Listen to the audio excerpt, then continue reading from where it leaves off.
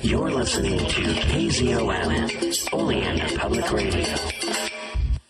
Hello, everyone. Welcome once again to People's Guide to the Cthulhu Mythos. Join us as we talk about all kinds of creepy stuff, spooky dooky things, and stuff that's just, ooh. Buy my book.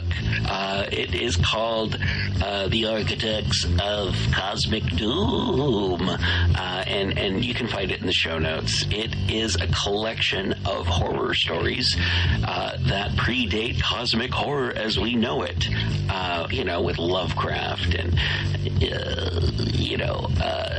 Clark Ashton Smith and everyone else. I don't know, I can't remember right now. Anyway. Robert E. Howard, thanks, Dave. But yeah.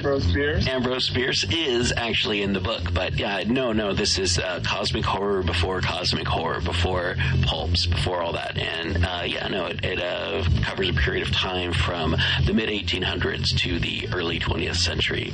And back to the show. Read and recorded by William Kuhn, July 2006. The Judge's House by Bram Stoker. When the time for his examination drew near, Malcolm Malcolmson made up his mind to go somewhere to read by himself. He feared the attractions of the seaside, and also he feared completely rural isolation, for of old he knew its charms. And so he determined to find some unpretentious little town where there would be nothing to distract him. He refrained from asking suggestions from any of his friends, for he argued that each would recommend some place of which he had knowledge and where he had already acquaintances. As Malcolmson wished to avoid friends, he had no wish to encumber himself with the attention of friends' friends, and so he determined to look out for a place for himself.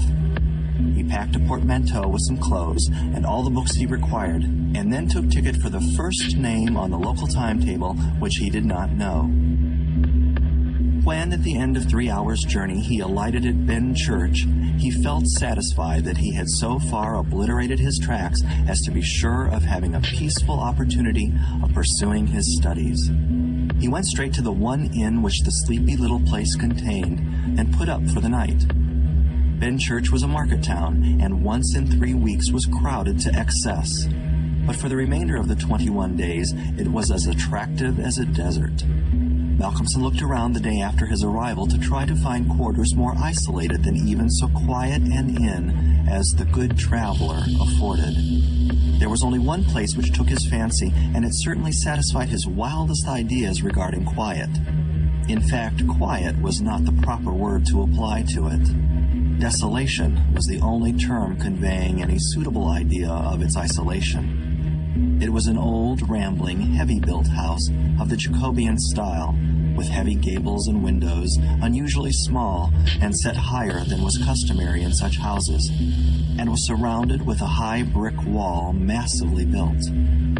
Indeed, on examination, it looked more like a fortified house than an ordinary dwelling. But all these things pleased Malcolmson. Here, he thought, is the very spot I have been looking for, and if I can get opportunity of using it, I shall be happy. His joy was increased when he realized beyond doubt that it was not at present inhabited. From the post office he got the name of the agent, who was rarely surprised at the application to rent a part of the old house. Mr. Carnford, the local lawyer and agent, was a genial old gentleman, and frankly confessed his delight at anyone being willing to live in the house.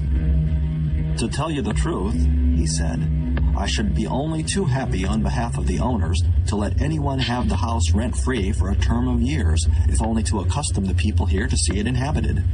It has been so long empty that some kind of absurd prejudice has grown up about it, and this can be best put down by its occupation.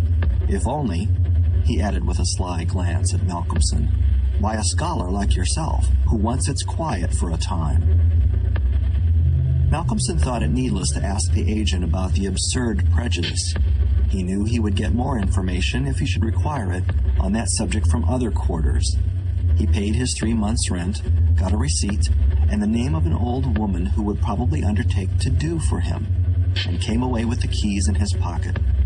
He then went to the landlady of the inn, who was a cheerful and most kindly person, and asked her advice as to such stores and provisions as he would be likely to require. She threw up her hands in amazement when he told her where he was going to settle himself. "Not in the judge's house," she said, and grew pale as she spoke. He explained the locality of the house, saying that he did not know its name. When he had finished, she answered, "Aye, sure enough, the very place. It is the judge's house, sure enough." He asked her to tell him about the place, why so called, and what there was against it. She told him that it was so called locally because it had been many years before. How long she could not say, as she herself was from another part of the country, but she thought it must have been 100 years or more, the abode of a judge who was held in great terror on account of his harsh sentences and his hostility to prisoners at assizes. As to what there was against the house itself, she could not tell. She had often asked, but no one could inform her. But there was a general feeling that there was something. And for her own part, she would not take all the money in Drinkwater's bank and stay in the house an hour by herself. Then she apologized to Malcolmson for her disturbing talk. "It is too bad of me, sir, and you, and a young gentleman, too, if you will pardon me saying it, going to live there all alone. If you were my boy, and you'll excuse me for saying it, you wouldn't sleep there a night, not if I had to go there myself and pull the big alarm bell that's on the roof." The good creature was so manifestly in earnest, and was so kindly in her intentions, that Malcolmson, although amused, was touched. He told her kindly how much he appreciated her interest in him, and added, "But my dear Mrs. Witham, indeed you need not be concerned about me. A man who is reading for the mathematical tripos has too much to think of to be disturbed by any of these mysterious somethings, and his work is of too exact and prosaic a kind to allow of his having any corner in his mind for mysteries of any kind. Harmonical progression, permutations and combinations, and elliptical functions have sufficient mysteries for me." Mrs. Witham kindly undertook to see after his commissions, and he went himself to look for the old woman who had been recommended to him. When he returned to the judge's house with her, after an interval of a couple of hours, he found Mrs. Witham herself waiting with several men and boys carrying parcels, and an upholsterer's man with a bed in a car. For, she said, though tables and chairs might be all very well, a bed that hadn't been aired for mayhap 50 years was not proper for young bones to lie on. She was evidently curious to see the inside of the house, and though manifestly so afraid of the somethings that at the slightest sound she clutched onto Malcolmson, whom she never left for a moment, went over the whole place. After his examination of the house, Malcolmson decided to take up his abode in the great dining room, which was big enough to serve for all his requirements, and Mrs. Witham, with the aid of the charwoman, Mrs. Dempster, proceeded to arrange matters. When the hampers were brought in and unpacked, Malcolmson saw that with much kind forethought she had sent from her own kitchen sufficient provisions to last for a few days.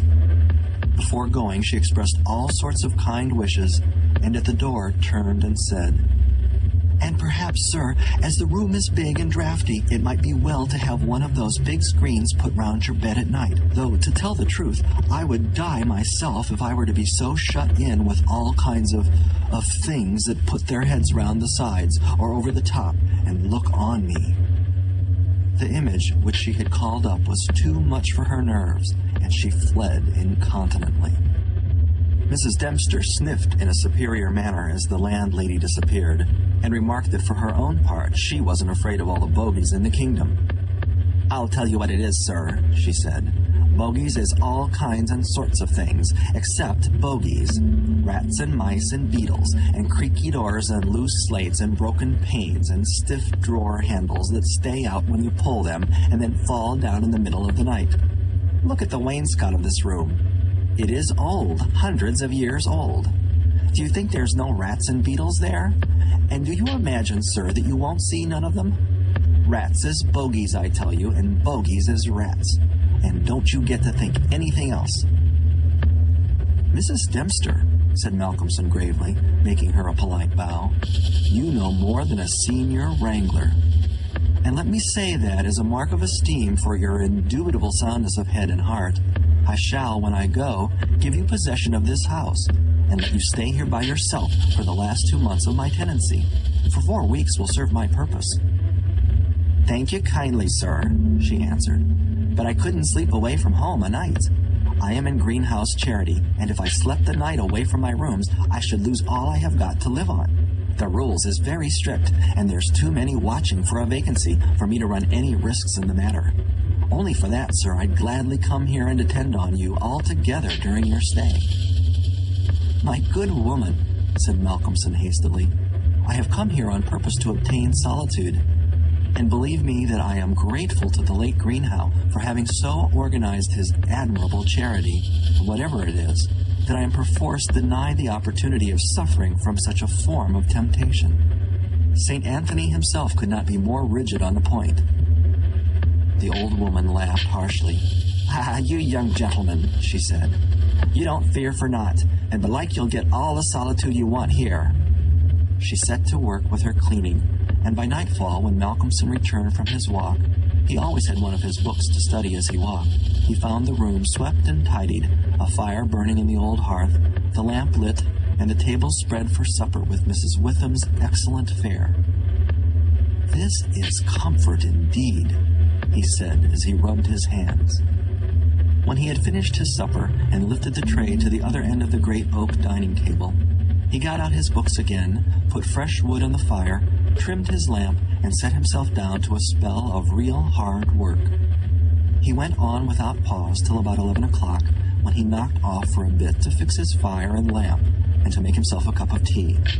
He had always been a tea drinker, and during his college life had sat late at work and taken tea late. The rest was a great luxury to him, and he enjoyed it with a sense of delicious, voluptuous ease.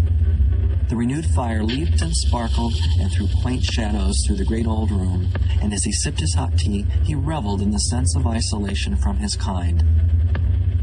Then it was that he began to notice for the first time what a noise the rats were making. "Surely," he thought, "they cannot have been at it all the time I was reading. Had they been, I must have noticed it." Presently, when the noise increased, he satisfied himself that it was really new. It was evident that at first the rats had been frightened at the presence of a stranger and the light of the fire and lamp, but that as the time went on they had grown bolder and were now disporting themselves as was their wont. How busy they were, and hark to the strange noises. Up and down behind the old wainscot, over the ceiling and under the floor they raced and gnawed and scratched. Malcolmson smiled to himself as he recalled to mind the saying of Mrs. Dempster, "Bogies is rats and rats is bogies." The tea began to have its effect of intellectual and nervous stimulus, and he saw with joy another long spell of work to be done before the night was past. And in the sense of security which it gave him, he allowed himself the luxury of a good look around the room. He took his lamp in one hand and went all around, wondering that so quaint and beautiful an old house had been so long neglected. The carving of the oak on the panels of the wainscot was fine, and on and round the doors and windows it was beautiful and of rare merit. There were some old pictures on the walls, but they were coated so thick with dust and dirt that he could not distinguish any detail of them, though he held his lamp as high as he could over his head. Here and there, as he went round, he saw some crack or hole blocked for a moment by the face of a rat with its bright eyes glittering in the light, but in an instant it was gone, and a squeak and a scamper followed. The thing that most struck him, however, was the rope of the great alarm bell on the roof, which hung down in a corner of the room on the right-hand side of the fireplace. He pulled up close to the hearth a great high-backed carved oak chair, and sat down to his last cup of tea. When this was done, he made up the fire and went back to his work, sitting at the corner of the table, having the fire to his left. For a little while the rats disturbed him somewhat with their perpetual scampering, but he got accustomed to the noise as one does to the ticking of a clock or to the roar of moving water, and he became so immersed in his work that everything in the world, except the problem which he was trying to solve, passed away from him. He suddenly looked up.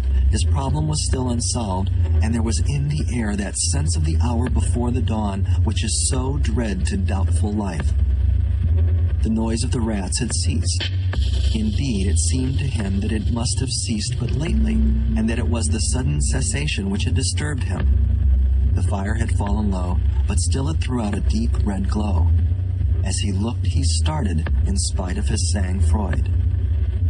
There, on the great high-backed carved oak chair by the right side of the fireplace, sat an enormous rat, steadily glaring at him with baleful eyes. He made a motion to it as though to hunt it away, but it did not stir. Then he made the motion of throwing something. Still, it did not stir, but showed its great white teeth angrily, and its cruel eyes shone in the lamplight with an added vindictiveness. Malcolmson felt amazed, and seizing the poker from the hearth, ran at it to kill it. Before, however, he could strike it, the rat, with a squeak that sounded like the concentration of hate, jumped upon the floor and, running up the rope of the alarm bell, disappeared in the darkness beyond the range of the green-shaded lamp. Instantly, strange to say, the noisy scampering of the rats in the wainscot began again. By this time, Malcolmson's mind was quite off the problem, and as a shrill cock-crow outside told him of the approach of morning, he went to bed and to sleep. He slept so sound that he was not even waked by Mrs. Dempster coming in to make up his room. It was only when she had tidied up the place and got his breakfast ready and tapped on the screen which closed in his bed that he woke. He was a little tired still after his night's hard work, but a strong cup of tea soon freshened him up, and taking his book, he went out for his morning walk, bringing with him a few sandwiches lest he should not care to return till dinner time. He found a quiet walk between high elms some way outside the town, and here he spent the greater part of the day studying his Laplace. On his return, he looked in to see Mrs. Witham and to thank her for her kindness. When she saw him coming through the diamond-paned bay window of her sanctum, she came out to meet him and asked him in. She looked at him searchingly and shook her head as she said, "You must not overdo it, sir. You are paler this morning than you should be. 2 late hours and 2 hard work on the brain isn't good for any man. But tell me, sir, how did you pass the night? Well, I hope? But my heart, sir, I was glad when Mrs. Dempster told me this morning that you were all right and sleeping sound when she went in." "Oh, I was all right," he answered, smiling. "The somethings didn't worry me as yet. Only the rats. And they had a circus, I tell you, all over the place. There was one wicked-looking old devil that sat up on my own chair by the fire and wouldn't go till I took the poker to him. And then he ran up the rope of the alarm bell and got to somewhere up the wall or the ceiling. I couldn't see where, it was so dark." "Mercy on us," said Mrs. Witham. "An old devil, and sitting on a chair by the fireside. Take care, sir, take care. There's many a true word spoken in jest." "How do you mean? Upon my word, I don't understand." "An old devil. The old devil, perhaps." "There, sir, you needn't laugh," for Malcolmson had broken into a hearty peal. "You young folks thinks it's easy to laugh at things that make older ones shudder. Never mind, sir, never mind. Please God, you'll laugh all the time. It's what I wish for you myself." And the good lady beamed all over in sympathy with his enjoyment, her fears gone for a moment. "Oh, forgive me," said Malcolmson presently. "Don't think me rude, but the idea was too much for me, that the old devil himself was on the chair last night," and at the thought he laughed again. Then he went home to dinner. This evening the scampering of the rats began earlier. Indeed, it had been going on before his arrival, and only ceased while his presence by its freshness disturbed them. After dinner he sat by the fire for a while and had a smoke, and then, having cleared his table, began to work as before. Tonight the rats disturbed him more than they had done on the previous night. How they scampered up and down and over and under. How they squeaked and scratched and gnawed. How they, getting bolder by degrees, came to the mouths of their holes and to the chinks and cracks and crannies in the wainscoting, till their eyes shone like tiny lamps as the firelight rose and fell. But to him, now doubtless accustomed to them, their eyes were not wicked. Only their playfulness touched him. Sometimes the boldest of them made sallies out on the floor or along the moldings of the wainscot. Now and again, as they disturbed him, Malcolmson made a sound to frighten them, smiting the table with his hand or giving a fierce "shh, shh." so that they fled straightway to their holes. And so, the early part of the night wore on, and despite the noise, Malcolmson got more and more immersed in his work. All at once he stopped, as on the previous night, being overcome by a sudden sense of silence. There was not the faintest sound of gnaw, or scratch, or squeak. The silence was as of the grave. He remembered the odd occurrence of the previous night, and instinctively he looked at the chair standing close by the fireside, and then a very odd sensation thrilled through him. There, on the great old high-backed carved oak chair beside the fireplace, sat the same enormous rat, steadily glaring at him with baleful eyes. Instinctively, he took the nearest thing to his hand, a book of logarithms, and flung it at it. The book was badly aimed, and the rat did not stir. So again the poker performance of the previous night was repeated, and again the rat, being closely pursued, fled up the rope of the alarm bell.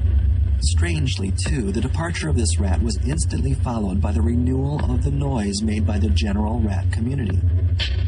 On this occasion, as on the previous one, Malcolmson could not see at what part of the room the rat disappeared, for the green shade of his lamp left the upper part of the room in darkness, and the fire had burned low. On looking at his watch, he found it was close on midnight, and, not sorry for the divertissement, he made up his fire and made himself his nightly pot of tea. He had got through a good spell of work and thought himself entitled to a cigarette, and so he sat on the great oak chair before the fire and enjoyed it. Whilst smoking, he began to think that he would like to know where the rat disappeared to, for he had certain ideas for the morrow not entirely disconnected with a rat trap. Accordingly, he lit another lamp and placed it so that it would shine well into the right-hand corner of the wall by the fireplace. Then he got all the books he had with him and placed them handy to throw at the vermin. Finally, he lifted the rope of the alarm bell and placed the end of it on the table, fixing the extreme end under the lamp. As he handled it, he could not help noticing how pliable it was, especially for so strong a rope, and one not in use. You could hang a man with it, he thought to himself. When his preparations were made, he looked around and said complacently, "There now, my friend, I think we shall learn something of you this time." He began his work again, and though as before somewhat disturbed at first by the noise of the rats, soon lost himself in his propositions and problems. Again he was called to his immediate surroundings suddenly. This time it might not have been the sudden silence only which took his attention. There was a slight movement of the rope, and the lamp moved. Without stirring, he looked to see if his pile of books was within range, and then cast his eye along the rope. As he looked, he saw the great rat drop from the rope on the oak armchair and sit there glaring at him. He raised the book in his right hand, and taking careful aim, flung it at the rat. The latter, with a quick movement, sprang aside and dodged the missile. He then took another book and a third and flung them one after another at the rat, but each time unsuccessfully. At last, as he stood with a book poised in his hand to throw, the rat squeaked and seemed afraid. This made Malcolmson more than ever eager to strike, and the book flew and struck the rat a resounding blow. And it gave a terrified squeak, and turning on his pursuer a look of terrible malevolence, sprang up the chair back and made a great jump to the rope of the alarm bell and ran up it like lightning. The lamp rocked under the sudden strain, but it was a heavy one and did not topple over. Malcolmson kept his eyes on the rat and saw it by the light of the second lamp leap to a molding of the wainscot and disappear through a hole in one of the great pictures which hung on the wall, obscured and invisible through its coating of dirt and dust. "I shall look up my friend's habitation in the morning," said the student, as he went over to collect his books. "The third picture from the fireplace I shall not forget." He picked up the books one by one, commenting on them as he lifted them. Conic sections he does not mind, nor cycloidal oscillations, nor the Principia, nor quaternions, nor thermodynamics. Now for the book that fetched him. Malcolmson took it up and looked at it. As he did so, he started, and a sudden pallor overspread his face. He looked round uneasily and shivered slightly as he murmured to himself, "The Bible my mother gave me. What an odd coincidence." He sat down to work again, and the rats in the wainscot renewed their gambols. They did not disturb him, however. Somehow their presence gave him a sense of companionship. But he could not attend to his work, and after striving to master the subject on which he was engaged, gave it up in despair and went to bed as the first streak of dawn stole in through the eastern window. He slept heavily but uneasily, and dreamed much. And when Mrs. Dempster woke him late in the morning, he seemed ill at ease, and for a few minutes did not seem to realize exactly where he was. His first request rather surprised the servant. "Mrs. Dempster, when I am out today, I wish you would get the steps and dust or wash those pictures, especially that 1/3 from the fireplace. I want to see what they are." Late in the afternoon, Malcolmson worked at his books in the shaded walk, and the cheerfulness of the previous day came back to him as the day wore on, and he found that his reading was progressing well. He had worked out to a satisfactory conclusion all the problems which had yet baffled him, and it was in a state of jubilation that he paid a visit to Mrs. Witham at the Good Traveler. He found a stranger in the cozy sitting room with the landlady, who was introduced to him as Dr. Thornhill. She was not quite at ease, and this, combined with the doctor's plunging at once into a series of questions, made Malcolmson come to the conclusion that his presence was not an accident. So without preliminary, he said, "Dr. Thornhill, I shall with pleasure answer you any question you may choose to ask me, if you will answer me one question first." The doctor seemed surprised, but he smiled and answered at once. "Done. What is it?" "Did Mrs. Witham ask you to come here and see me and advise me?" Dr. Thornhill for a moment was taken aback, and Mrs. Witham got fiery red and turned away. But the doctor was a frank and ready man, and he answered at once and openly. "She did, but she didn't intend you to know it. I suppose it was my clumsy haste that made you suspect. She told me that she did not like the idea of your being in that house all by yourself, and that she thought you took too much strong tea. In fact, she wants me to advise you, if possible, to give up the tea in the very late hours. I was a keen student in my time, so I suppose I may take the liberty of a college man and, without offense, advise you not quite as a stranger." Malcolmson, with a bright smile, held out his hand. "Shake, as they say in America," he said. "I must thank you for your kindness, and Mrs. Witham too, and your kindness deserves a return on my part. I promise to take no more strong tea, no tea at all till you let me, and I shall go to bed tonight at 1 o'clock at the latest. Will that do?" "Capital," said the doctor. "Now tell us all that you noticed in the old house." And so Malcolmson then and there told in minute detail all that had happened in the last 2 nights. He was interrupted every now and then by some exclamation from Mrs. Witham, till finally, when he told of the episode of the Bible, the landlady's pent-up emotions found vent in a shriek, and it was not till a stiff glass of brandy and water had been administered that she grew composed again. Dr. Thornhill listened with a face of growing gravity, and when the narrative was complete and Mrs. Witham had been restored, he asked, "The rat always went up the rope of the alarm bell?" "Always."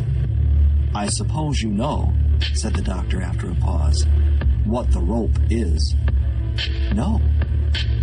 "It is," said the doctor slowly, "the very rope which the hangman used for all the victims of the judge's judicial rancor." Here he was interrupted by another scream from Mrs. Witham, and steps had to be taken for her recovery. Malcolmson, having looked at his watch and found that it was close to his dinner hour, had gone home before her complete recovery. When Mrs. Witham was herself again, she almost assailed the doctor with angry questions as to what he meant by putting such horrible ideas into the poor young man's mind. "He has quite enough there already to upset him," she added.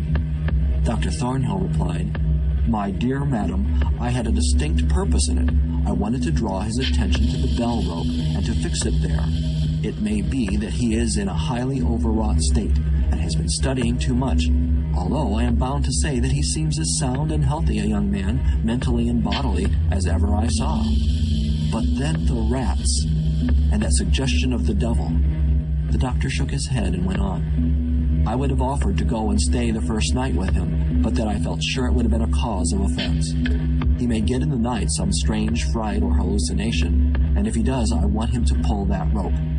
All alone as he is, it will give us warning. and we may reach him in time to be of service. I shall be sitting up pretty late tonight and shall keep my ears open. Do not be alarmed if Ben Church gets a surprise before morning." "Oh, Doctor, what do you mean? What do you mean?" "I mean this, that possibly, nay, more probably, we shall hear the great alarm bell from the judge's house tonight." And the doctor made about as effective an exit as could be thought of. When Malcolmson arrived home, he found that it was a little after his usual time, and Mrs. Dempster had gone away. The rules of greenhouse charity were not to be neglected. He was glad to see that the place was bright and tidy, with a cheerful fire and a well-trimmed lamp. The evening was colder than might have been expected in April, and a heavy wind was blowing with such rapidly increasing strength that there was every promise of a storm during the night. For a few minutes after his entrance, the noise of the rats ceased, but so soon as they became accustomed to his presence, they began again. He was glad to hear them, for he felt once more the feeling of companionship in their noise, and his mind ran back to the strange fact that they only ceased to manifest themselves when that other, the great rat with the baleful eyes, came upon the scene. The reading lamp only was lit, and its green shade kept the ceiling and the upper part of the room in darkness, so that the cheerful light from the hearth spreading over the floor and shining on the white cloth laid over the end of the table was warm and cheery. Malcolmson sat down to his dinner with a good appetite and a buoyant spirit. After his dinner and a cigarette, he sat steadily down to work, determined not to let anything disturb him, for he remembered his promise to the doctor and made up his mind to make the best of the time at his disposal. For an hour or so he worked all right, and then his thoughts began to wander from his books. The actual circumstances around him, the calls on his physical attention, and his nervous susceptibility were not to be denied. By this time the wind had become a gale, and the gale a storm. The old house, solid though it was, seemed to shake to its foundations, and the storm roared and raged through its many chimneys and its queer old gables, producing strange, unearthly sounds in the empty rooms and corridors. Even the great alarm bell on the roof must have felt the force of the wind, for the rope rose and fell slightly, as though the bell were moved a little from time to time, and the limber rope fell on the oak floor with a hard and hollow sound. As Malcolmson listened to it, he bethought himself of the doctor's words. "It is the rope which the hangman used for the victims of the judge's judicial rancor." And he went over to the turner of the fireplace and took it in his hand to look at it. There seemed a sort of deadly interest in it, and as he stood there he lost himself for a moment in speculation as to who these victims were, and the grim wish of the judge to have such a ghastly relic ever under his eyes. As he stood there, the swaying of the bell on the roof still lifted the rope now and again, but presently there came a new sensation, a sort of tremor in the rope, as though something was moving along it. Looking up instinctively, Malcolmson saw the great rat coming slowly down towards him, glaring at him steadily. He dropped the rope and started back with a muttered curse, and the rat, turning, ran up the rope again and disappeared, and at the same instant Malcolmson became conscious that the noise of the rats, which had ceased for a while, began again. All this set him thinking, and it occurred to him that he had not investigated the lair of the rat or looked at the pictures as he had intended. He lit the other lamp without the shade, and, holding it up, went and stood opposite the third picture from the fireplace on the right-hand side, where he had seen the rat disappear on the previous night. At the first glance, he started back so suddenly that he almost dropped the lamp, and a deadly pallor overspread his face. His knees shook, and heavy drops of sweat came on his forehead, and he trembled like an aspen. But he was young and plucky, and pulled himself together, and after the pause of a few seconds, stepped forward again, raised the lamp, and examined the picture which had been dusted and washed, and now stood out clearly. It was of a judge, dressed in his robes of scarlet and ermine. His face was strong and merciless, evil, crafty, and vindictive, with a sensual mouth, hooked nose of ruddy color, and shaped like the beak of a bird of prey. The rest of the face was of a cadaverous color. The eyes were of peculiar brilliance, and with a terribly malignant expression. As he looked at them, Malcolmson grew cold, for he saw there the very counterpart of the eyes of the great rat. The lamp almost fell from his hand. He saw the rat with its baleful eyes peering out through the hole in the corner of the picture, and noted the sudden cessation of the noise of the other rats. However, he pulled himself together and went on with his examination of the picture. The judge was seated in a great high-backed carved oak chair on the right side of a great stone fireplace where, in the corner, a rope hung down from the ceiling, its end lying coiled on the floor. With a feeling of something like horror, Malcolmson recognized the scene of the room as it stood, and gazed around him in an awestruck manner as though he expected to find some strange presence behind him. Then he looked over to the corner of the fireplace, and with a very loud cry, he let the lamp fall from his hand. There, in the judge's armchair, with the rope hanging behind, sat the rat with the judge's baleful eyes, now intensified and with a fiendish leer. Save for the howling of the storm without, there was silence. The fallen lamp recalled Malcolmson to himself. Fortunately, it was of metal, and so the oil was not spilt. However, the practical need of attending to it settled at once his nervous apprehensions. When he had turned it out, he wiped his brow and thought for a moment. "This will not do," he said to himself. "If I go on like this, I shall become a crazy fool. This must stop. I promised the doctor I would not take tea. Faith, he was pretty right. My nerves must have been getting into a queer state. Funny I did not notice it. I never felt better in my life.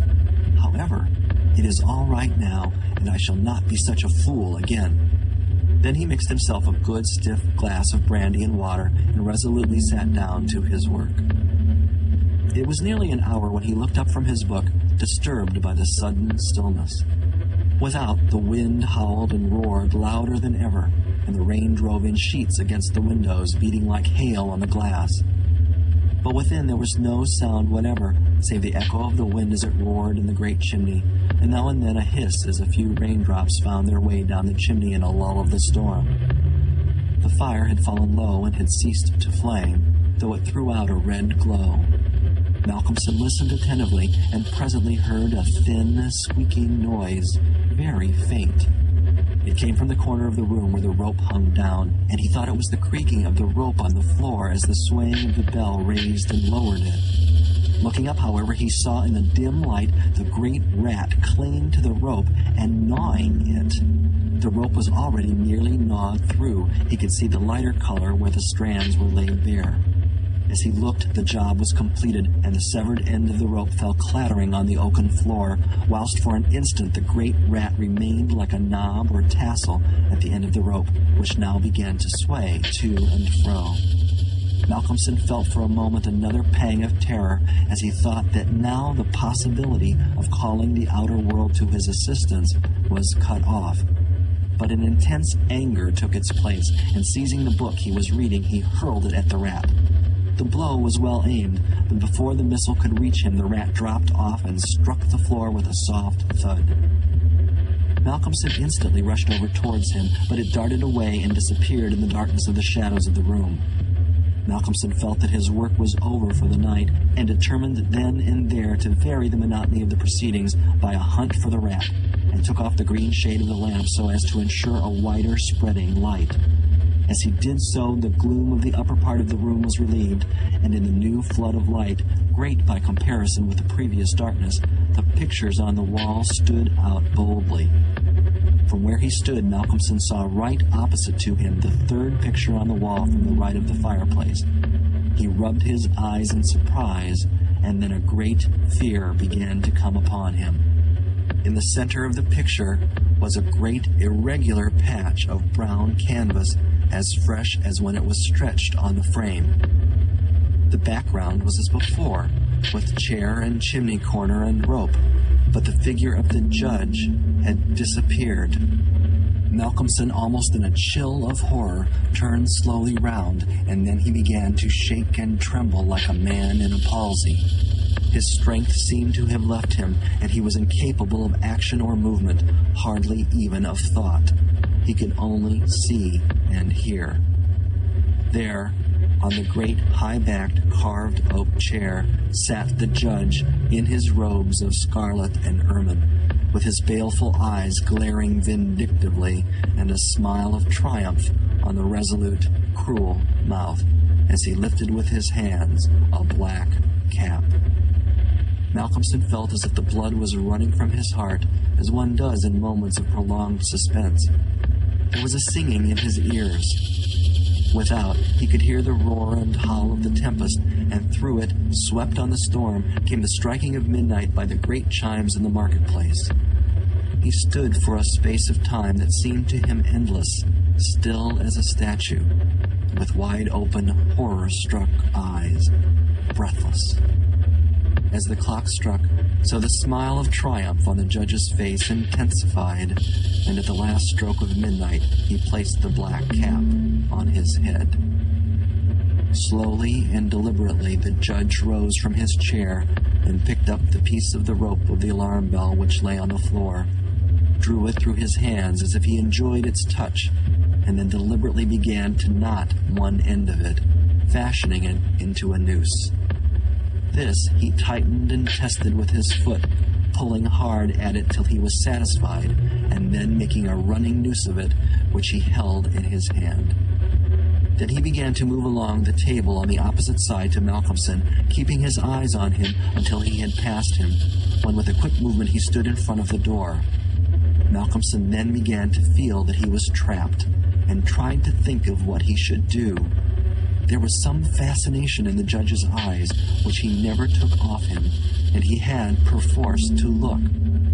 He saw the judge approach, still keeping between him and the door, and raise the noose and throw it towards him as if to entangle him. With a great effort he made a quick movement to one side and saw the rope fall beside him, and heard it strike the oaken floor.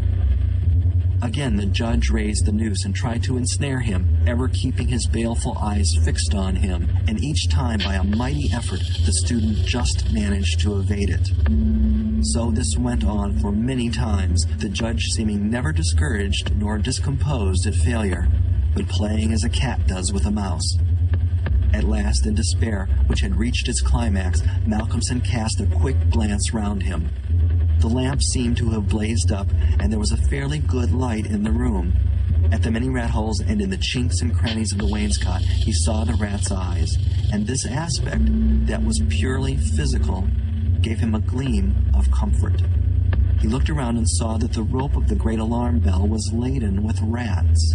Every inch of it was covered with them, and more were pouring through the small circular hole in the ceiling whence it emerged, so that with their weight the bell was beginning to sway. Hark! It had swayed till the clapper had touched the bell. The sound was but a tiny one, but the bell was only beginning to sway, and it would increase. At the sound, the judge, who had been keeping his eyes fixed on Malcolmson, looked up, and a scowl of diabolical anger overspread his face. His eyes fairly glowed like hot coals, and he stamped his foot with a sound that seemed to make the house shake. A dreadful peal of thunder broke overhead as he raised the rope again, whilst the rats kept running up and down the rope as though working against time. This time, instead of throwing it, he drew close to his victim and held open the noose as he approached.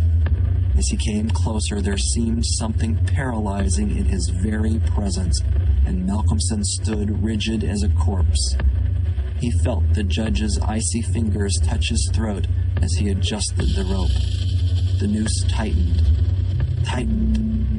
Then the judge, taking the rigid form of the student in his arms, carried him over and placed him standing in the oak chair, and stepped up beside him, put his hand up, and caught the end of the swaying rope of the alarm bell. As he raised his hand, the rats fled squeaking and disappeared through the hole in the ceiling. Taking the end of the noose which was round Malcolmson's neck, he tied it to the hanging bell rope, and then, descending, pulled away the chair. When the alarm bell of the judge's house began to sound, a crowd soon assembled. Lights and torches of various kinds appeared, and soon a silent crowd was hurrying to the spot. They knocked loudly at the door, but there was no reply. Then they burst in the door and poured into the great dining room, the doctor at the head. There, at the end of the rope of the great alarm bell, hung the body of the student, and on the face of the judge in the picture, was a malignant smile. That includes authors, artists, musicians, in fact Lovecraftian creatives of all types. You can find our free shows on Patreon, and there you can also sign up as a patron, which brings you bonus content, plus a monthly PDF copy of Innsmouth News, which features articles, author spotlights, all the latest news and reviews, and more. You can find us at patreon.com/InnsmouthBC. We hope to see you soon, because remember, Innsmouth isn't just a place, it's a state of mind. Check out the show notes or go to pgttcm.com for more information. And also check us out on Facebook, Instagram, YouTube, and all the other places where podcast stuff exists. All right, back to the show. In Legacy Door, a lurker from space casts a shadow over time. We opened our eyes upon the human world. We found ourselves lying on an especially yielding bed in a room displaying scattered relics of their shallow past, tied together by more recently produced items meant to blend with the relics. Typical. A sensitive journalist dreams of unknown lives. Seems like every time I close my eyes, they get stronger. I can't even say the last time I had a normal sleep, let alone a dreamless one. An outspoken lawyer defends the suspect in an unspeakable crime. And that client was Jonathan Strauss, held for the murder of his daughter Abigail and her companion Harrison Reese. And a stalwart investigator tries to drag it all into the light. Some of the Reeses and the Strausses have been involved with something that seems to include an obsession with bloodlines and longevity for at least decades. Legacy Door is a weekly cosmic horror mystery podcast. An ensemble of actors tell a story, also available in paperback, Kindle, and audiobook. Available